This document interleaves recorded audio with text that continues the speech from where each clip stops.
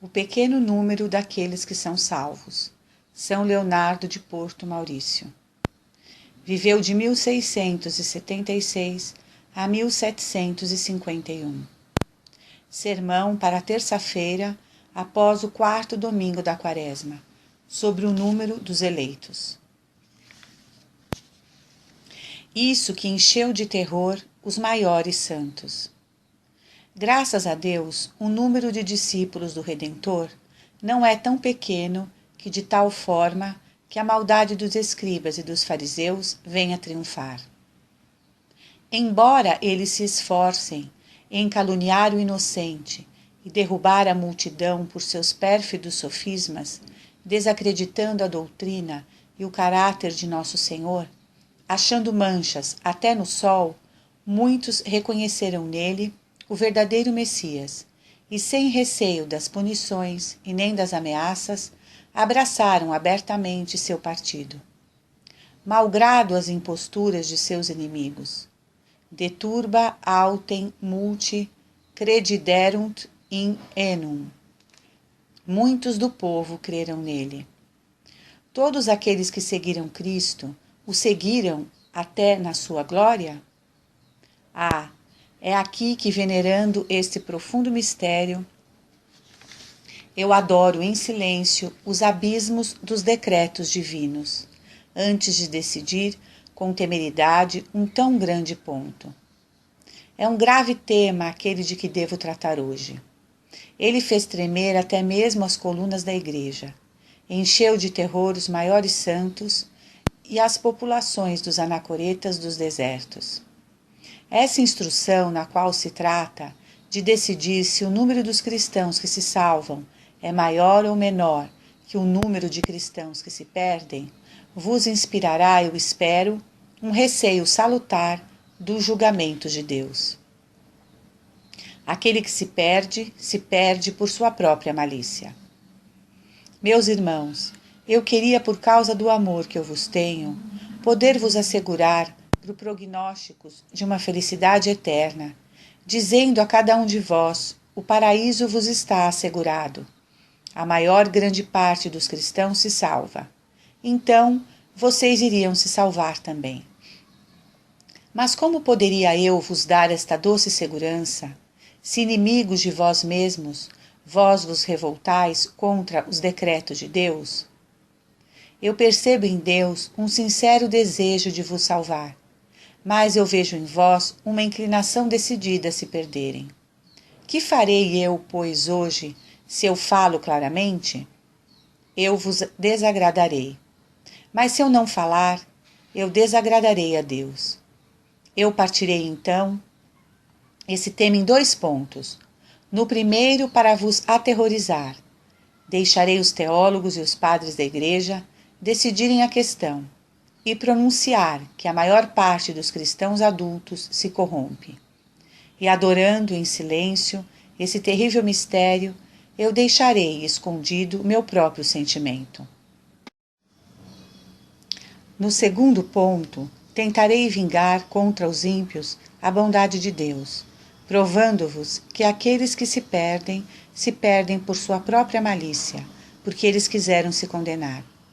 Aqui estão, pois, 2 verdades muito importantes. Se a primeira vos assusta, não a tomeis de mim, como se eu quisesse estreitar o caminho do céu, pois eu quero ser neutro nesta questão. Tomei disso vós, antes dos teólogos e dos padres da igreja, que por força de razões vos imprimirão esta verdade no coração. Se estiverdes corrigidos pela segunda, rendei graças a Deus, que não quero outra coisa a não ser que vós lhe deis inteiramente vossos corações. Enfim, se vós me forceis a dizer claramente o que eu penso, eu o farei para a vossa consolação. Isso não é uma curiosidade, mas uma pregação.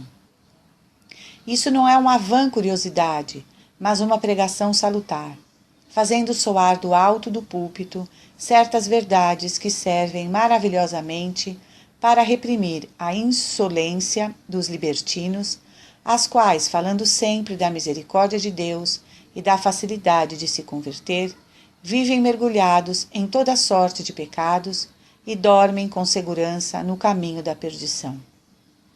Para desiludi-los e acordá-los de seu torpor, examinemos hoje essa grande questão. O número de cristãos que se salvam é maior aqueles de cristãos que se perdem? Almas piedosas, retirai-vos, este sermão não é para vós.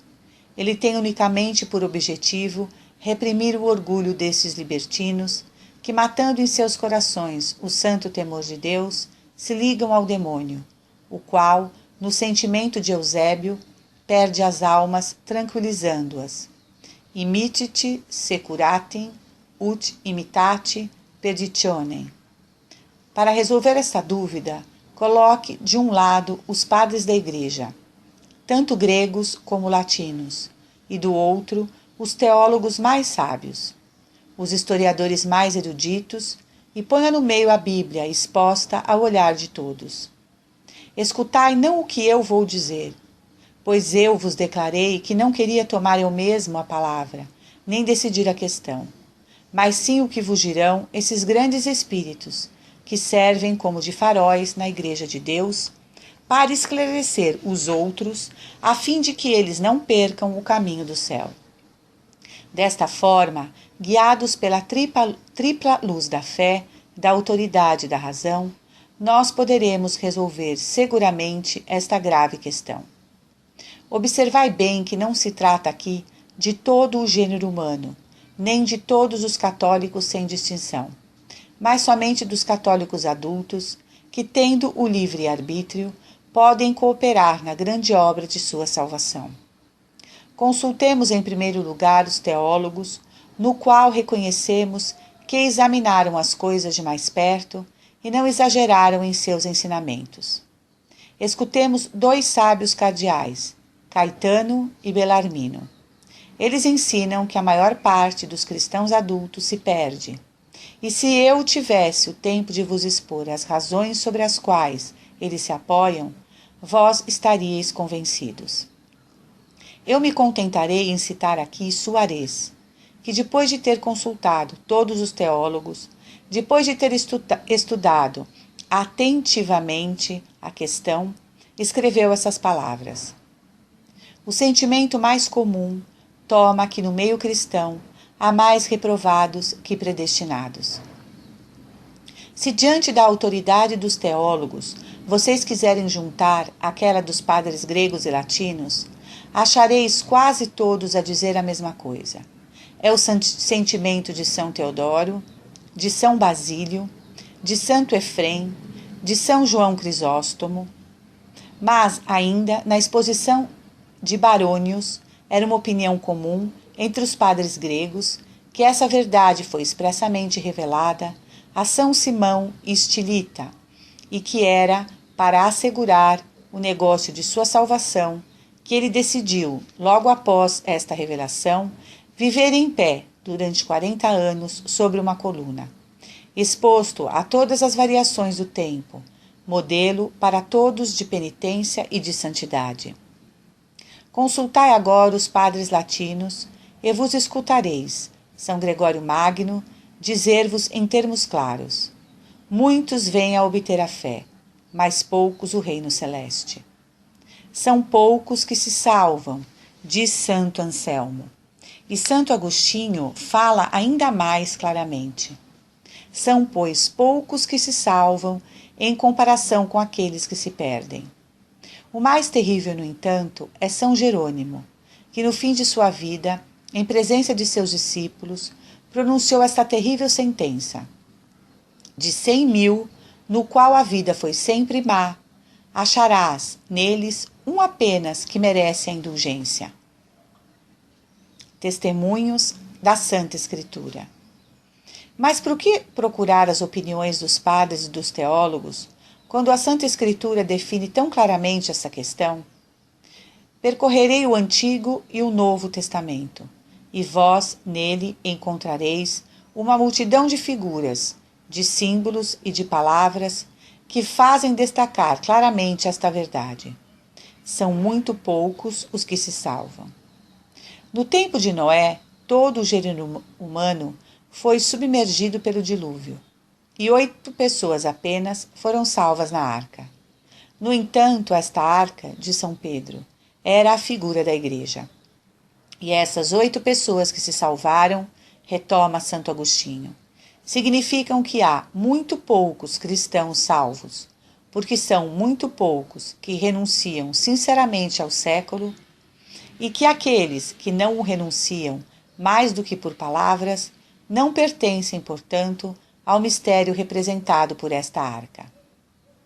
A Bíblia nos diz que ainda que 2 hebreus, somente sobre 2 milhões, entraram na terra prometida depois da saída do Egito.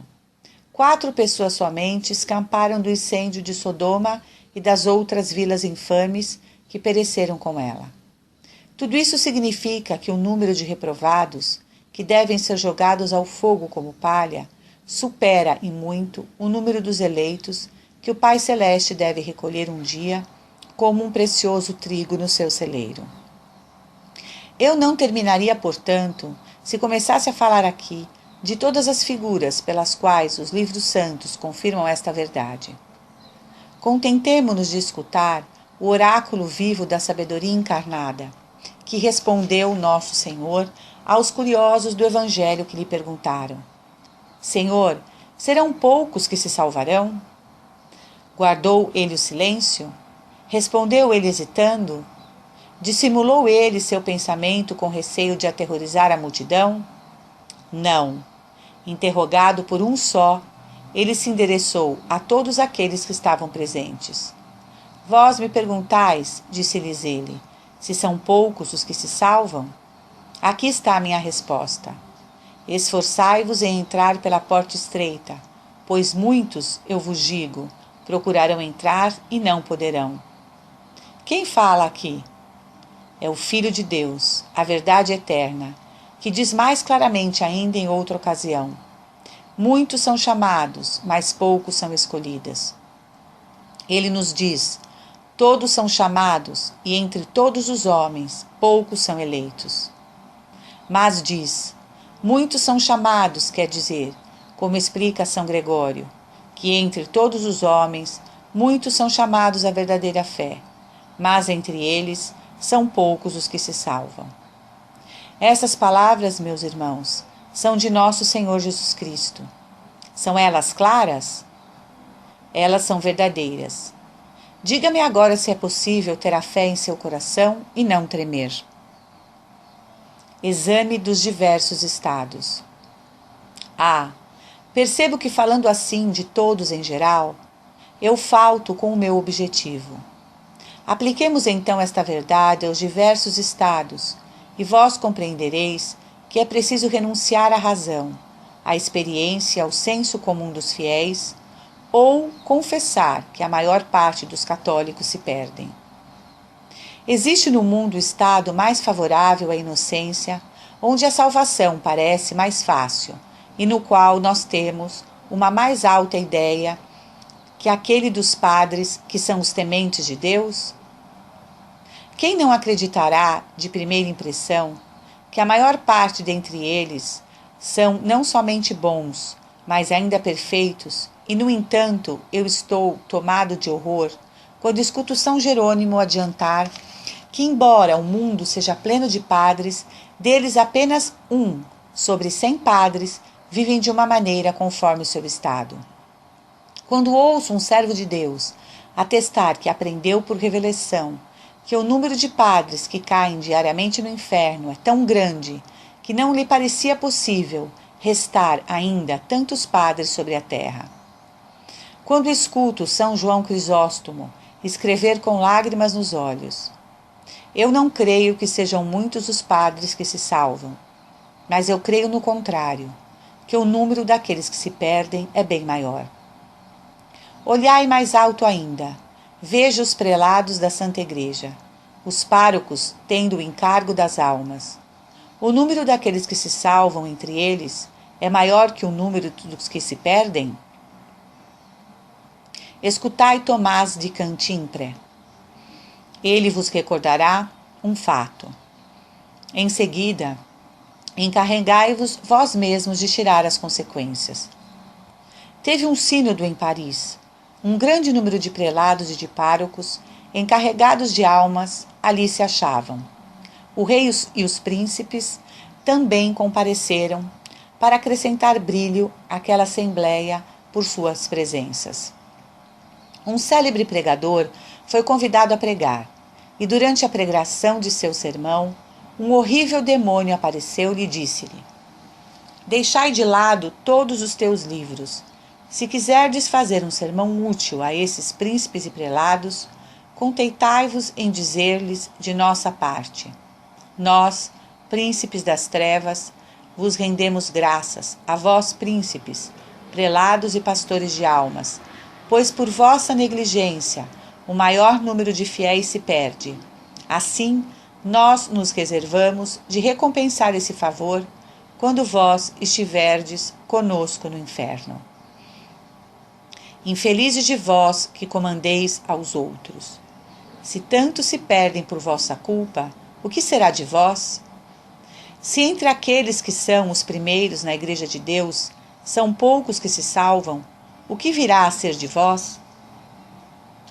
Tomai todos os estados, todos os sexos, todas as condições, maridos, esposas, viúvas, jovens moças, jovens rapazes, soldados, comerciantes, artesãos, ricos, pobres, nobres, plebeu. Que diremos de todas essas pessoas que vivem tão mal em outros lugares? São Vicente Ferrer vos mostrará por um fato o que vós deveis pensar. Ele relata que um subdiácono de Lyon, tendo renunciado à sua dignidade e estando retirado em um deserto para lá fazer penitência, morreu no mesmo dia e na mesma hora que São Bernardo. Aparecendo a seu bispo depois de sua morte, disse-lhe: Sabei, meu senhor, que na mesma hora que eu expirei, 33.000 pessoas morreram. Sobre esse número, Bernardo e eu subimos ao céu sem demora. 3 entraram no purgatório e todos os outros caíram no inferno. Nossas crônicas testemunham um fato mais assustador ainda. Um de nossos religiosos franciscanos, célebre por sua doutrina e sua santidade, pregando na Alemanha, representou com tanta força a feiura do pecado da impureza que uma mulher caiu morta de dor à vista de todos. Depois, voltando à vida, ela disse: Quando eu fui apresentada diante do tribunal de Deus, 60.000 pessoas chegaram lá ao mesmo tempo, de todas as partes do mundo. Sobre esse número, 3 foram salvas, passando pelo purgatório, e todo o resto foi condenado. Ó abismo do julgamento de Deus! De 33.000, 5 somente se salvaram. De 60.000, não tiveram senão 3 que foram ao céu. Pecadores que me escutais, de qual número sereis vós? Que tendes a dizer? O que pensais? Os 2 caminhos. Eu vejo que quase todos vós abaixais a cabeça, apreendidos de surpresa e de horror. Retirai, porém, vosso estupor, e ao invés de nos aliciarmos, tentemos tirar de nosso receio alguma vantagem. Não é verdade que existem 2 vias que conduzem ao céu, que são a inocência e o arrependimento? Ora, se eu vos demonstro que são pouquíssimos que tomam uma dessas rotas, vós concluís disso, como homens racionais, que são pouquíssimos que se salvam.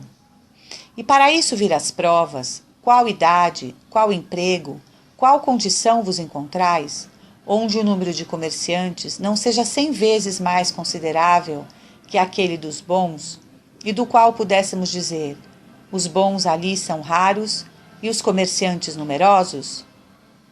Podemos dizer de nossos tempos o que São Salviano disse do dele: é mais fácil achar uma multidão inumerável de pecadores mergulhados em toda sorte de iniquidades que alguns inocentes. Quantos há entre eles, entre os servidores que sejam inteiramente honestos e fiéis em seu ofício? Quantos entre os mercadores que são justos e equitativos em seu comércio? Quantos entre os artesãos são exatos e verídicos? Quantos entre os negociantes são desinteressados e sinceros? Quantos entre os homens da lei que não traem a equidade? Quantos soldados que não calcam com os pés a inocência? Quantos chefes que não retêm justamente o salário daqueles que os servem ou que não procuram dominar seus inferiores? Em toda parte os bons são raros e os perversos numerosos. Que não sabe que hoje existe tanta libertinagem entre os jovens rapazes, tanta malícia entre os homens maduros e tanta liberdade entre as jovens moças, de vaidade entre as mulheres, de licenças na nobreza, de corrupção na burguesia, de dissolução do povo, tanta audácia entre os pobres, que podemos dizer o que Davi dizia de seu tempo. Todos parecem extraviados, e não há quem faça o bem, nem mesmo um só. Nós chegamos, ai de vós, chegamos a esse dilúvio universal de vícios predito por Oséias. Maledictum et mendacium, et furtum, et adulterium, inundaverunt. O perjúrio, a mentira, o homicídio, o furto e o adultério inundaram tudo, e derrama-se sangue sobre sangue. Percorrei as ruas e as praças, os palácios e as casas, as vilas e os campos, os tribunais e os cursos, e mesmo os templos de Deus. Onde achareis vós a virtude? Ai de nós! Diz São Silvano, à exceção de um grande e pequeno número que foge do mal, o que é a Assembleia dos Cristãos, senão um porão de todos os vícios? Não está a maior parte dos homens contaminados pelo vício da impureza? E não está São João correto dizendo, o mundo inteiro, se algo tão sujo pode ser aplicado, está sentado na maldade? Não sou eu quem vos diz, é a razão que vos força a crer que entre tantas pessoas que vivem assim tão mal, são pouquíssimos os que se salvam. As confissões. Mas a penitência, dizei-vos vós, não pode ela reparar com vantagem a perda da inocência?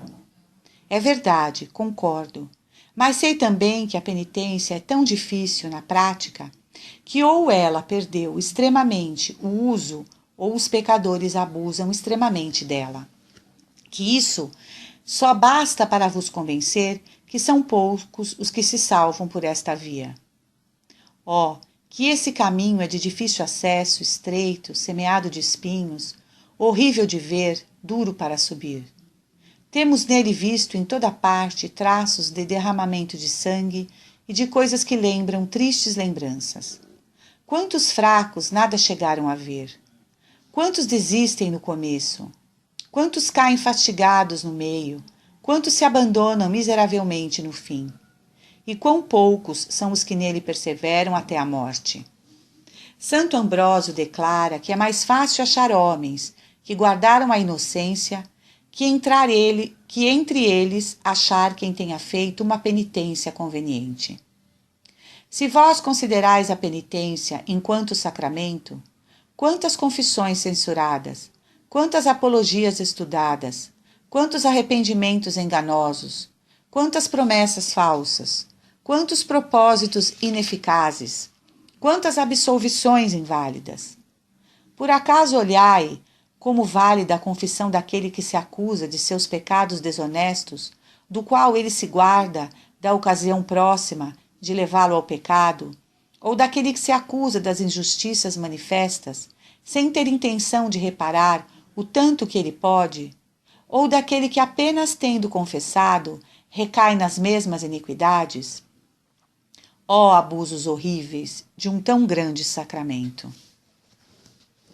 Um se confessa para evitar a excomunhão, o outro para dar-se a si mesmo a reputação de um penitente. Aquele se livra de seus pecados para acalmar seus remorsos. Esse é que se esconde por vergonha. Certos pecados ele acusa imperfeitamente por malícia, outros descobre por hábito. Aquele não se propôs ao verdadeiro fim do sacramento. Aquele falta-lhe a dor necessária. Ao outro falta um firme propósito. Pobres confessores, quantos esforços não vos é preciso para convencer a maior parte dos penitentes a essas resoluções, a esses atos, sem os quais a confissão é um sacrilégio, a absolvição, uma condenação e a penitência, uma ilusão. Onde estão agora aqueles que acreditam que o número dos eleitos entre os cristãos é maior que aquele de reprovados e que, para autorizar a opinião deles, convencem disso a maior parte dos católicos adultos que morrem em seus leitos, munidos de sacramentos da Igreja? Então, pois, a maior parte dos católicos adultos é salva? Oh, que belo raciocínio! É preciso dizer totalmente o contrário. A maior parte dos católicos adultos se confessa mal durante toda a vida. Então, ainda com mais forte razão, eles se confessam mal no momento da morte. Concluímos, pois, que a maior parte é condenada. Eu digo, de todas, a mais certa. Porque uma pessoa que está morrendo, que não tenha confessado-se bem quando estava bem de saúde, terá uma condição ainda mais difícil para fazê-lo, quando estiver na cama, com o coração pesado, a cabeça instável, a mente confusa.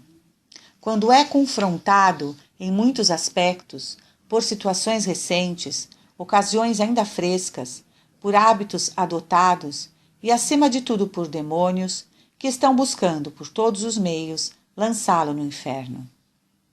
No entanto, se a todos esses falsos penitentes vós acrescentardes tantos outros pecadores que morrem de improviso no pecado, ou pela ignorância dos médicos, ou pela falta dos pais que morrem envenenados ou enterrados em um terremoto, ou atacados de um acidente vascular cerebral, ou em uma queda, ou em um campo de batalha, ou em uma rixa, ou pegos em uma armadilha, ou atacados por um relâmpago, ou queimados, ou afogados, não é forçoso concluir que a maior parte dos cristãos adultos é condenada? É o raciocínio de São João Crisóstomo. A maior parte dos cristãos, disse esse santo, não direcionam todas suas vidas no caminho do inferno? Por que, pois, vos surpreendeis de que a grande parte deles vai para o inferno? Para chegar à porta é preciso pegar o caminho que a ela nos leva. Que tendes vós para responder assim a um tão forte argumento? Como as areias do mar, como as estrelas do firmamento.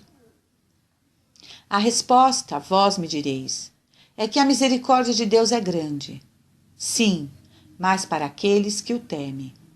Misericórdia Domini super timentes eum. A misericórdia do Senhor se estende sobre aqueles que o temem. Diz o profeta, mas sua justiça é grande para aquele que não o teme, e ele reprova todos os pecados teimosos. Discedite a me, homines operaru iniquitatis. Apartai-vos de mim, vós que obrais a iniquidade. Mas então vós me direis, para quem é então o paraíso, se ele não é para todos os cristãos?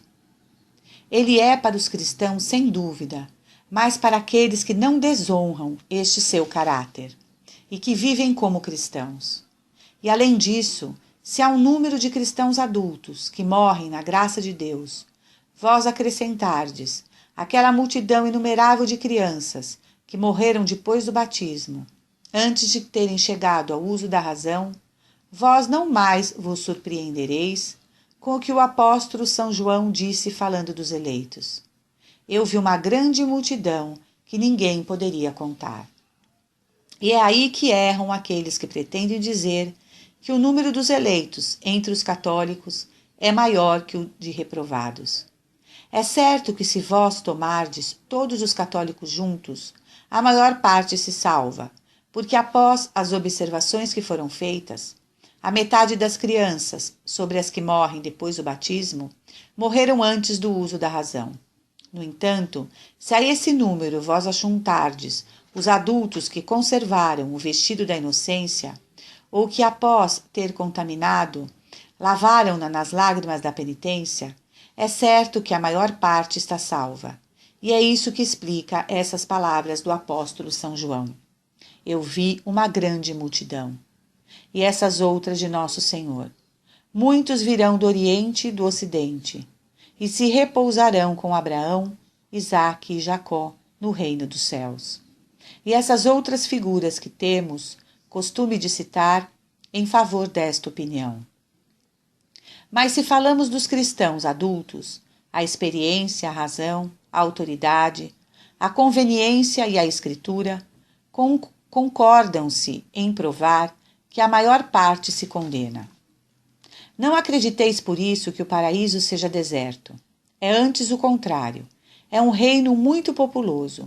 E se os reprovados são também tão numerosos quanto as areias do mar, os eleitos são o tanto quanto as estrelas do firmamento. Quer dizer, então, que tanto uns como os outros são inumeráveis, embora em proporções muito diferentes. São João Crisóstomo, pregando um dia na Catedral de Constantinopla e considerando esta proporção, não pôde conter-se em tremer de horror. Quantos, diz ele, entre esse povo tão numeroso, acreditais que haverão de eleitos? E sem esperar a resposta, acrescentou: entre tantos milhares de pessoas, não achareis 100 que se salvem, e entre esses 100, eu ainda tenho dúvida. Que coisa horrível! O grande santo acreditava que em um povo tão numeroso teria apenas 100 que deveriam se salvar, e ainda não estava certo ele deste número. Que acontecerá de vós que me escutais? Ó Deus grande, não posso nisso pensar sem tremer. É uma coisa bem difícil, meus irmãos. A salvação. Pois, segundo a máxima dos teólogos, quando um fim exige grandes esforços, poucos somente o atingem. É por isso que o doutor angélico, Santo Tomás, depois de ter, com sua imensa erudição, pesado todas as razões, pró e contra, conclui no fim que a maior parte dos católicos adultos se perde. A beatitude eterna excede o estado comum da natureza, sobretudo desde que ela está privada da graça original, e por isso é pequeno o número dos que se salvam. Deus Pai justo. Tirai, pois, dos vossos olhos esta venda, no qual vos cega o amor próprio, e que vos impede de crer em uma verdade assim evidente, dando-vos as ideias mais falsas sobre a justiça de Deus. Pai justo, o mundo não vos conheceu, portanto, diz nosso Senhor Jesus Cristo.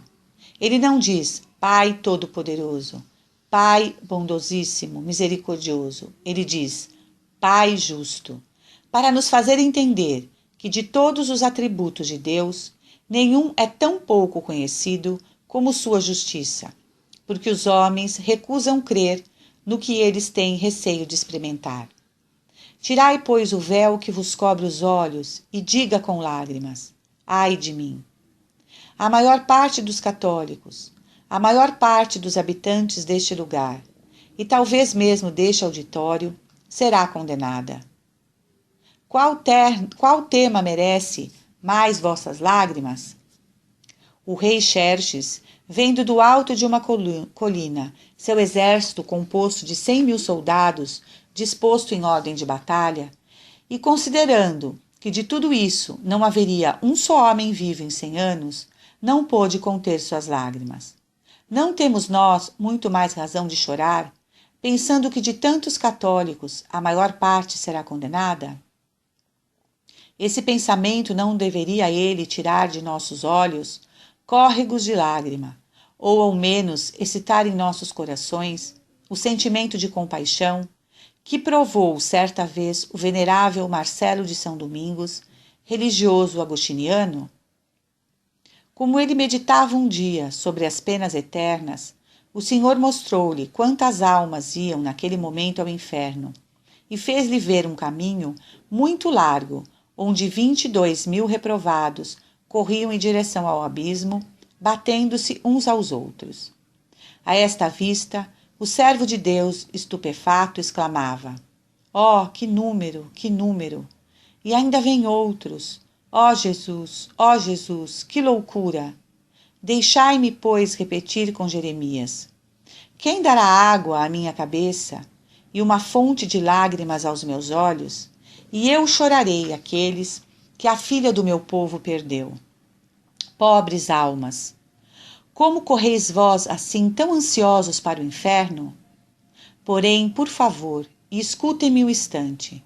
Ou vós compreendeis isso que eu quero dizer, se salvar e se perder por toda a eternidade, ou bem, vós não compreendeis. Se vós compreendeis, e se malgrado isso não vos decidirdes hoje a mudar de vida, a fazer uma boa confissão e calcar o mundo aos pés, em uma palavra, a fazer todos os vossos esforços para ser do pequeno número daqueles que se salvam, eu digo que vós não tendes a fé. Se vós não compreendeis, vós sois mais desculpáveis, pois é preciso dizer que vós perdestes o sentido. Se salvar durante toda a eternidade, se perder por toda a eternidade, e não fazer todos os esforços para evitar um e assegurar o outro, é uma coisa que não se pode conceber.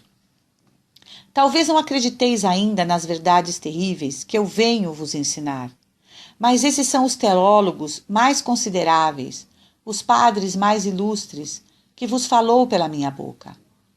Como podeis vós, pois, resistir a essas razões, fortificadas por tantos exemplos, por tantas palavras da Escritura? Se apesar disso ainda hesitais, e se a vossa mente se inclina para a direção oposta, esta mesma consideração não será suficiente para vos fazer tremer? Demonstra que não vos preocupais muito com a vossa salvação. Sobre esta matéria tão importante, um homem de bom senso é mais afetado pela menor dúvida do risco que corre do que pela evidência da ruína total noutros assuntos em que a alma não está implicada. Também um de nossos religiosos, o bem-aventurado Guile, tinha costume de dizer que se um só homem devia ser condenado, ele teria feito todo o possível para assegurar que não seria ele. Que devemos nós, pois, fazer? Nós que sabemos que não somente entre todos os homens, mas ainda entre os católicos, a maior parte será condenada? O que devemos nós fazer? Tomar a resolução de pertencer ao pequeno número daqueles que se salvam.